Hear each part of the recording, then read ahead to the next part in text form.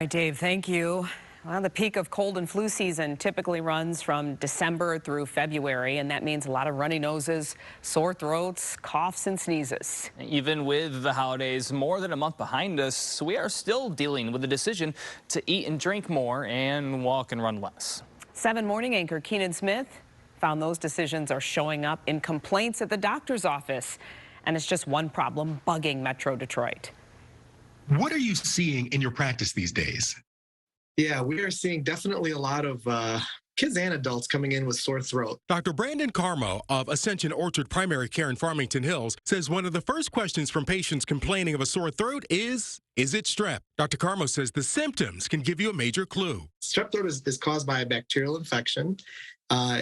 It does not usually have a cough. So that's one of the big distinguishing factors between that. And while colds, the flu, and strep can all cause a fever, strep may also cause swollen glands under one or both sides of the jawline. And with strep, you may also see small white spots on the tonsils or the back of the throat. These type of signs and symptoms, along with the pain with swallowing, difficulty, drinking fluids, eating food, this could be a sign that it's strep throat. Dr. Carmo says RSV and COVID have been trending down, but the flu is still driving people to care. At Doctors Urgent Care in Shelby Township, they're also treating a lot of strep throat with antibiotics, and watching pink eye affects people of all ages. The biggest thing that I'm seeing that is a little bit different than usual. That's Dr. Asha Channel, a family physician and medical director of community health at Corwell Grosse Pointe Hospital. She says she's treating a lot of new onset hypertension. People coming in with symptoms of, chest pain, headaches, just feeling more fatigued.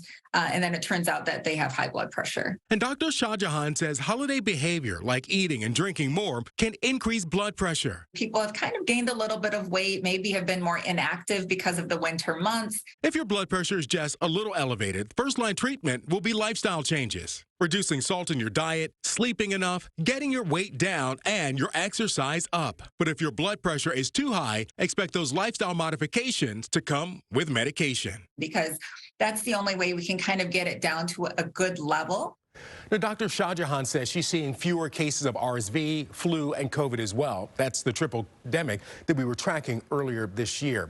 Now, she says part of the reason may be because more people are able to control COVID at home with better treatments and more vaccinations. Even so, she says she still sees at least one case of COVID in her practice every day. Keenan Smith, 7 Action News.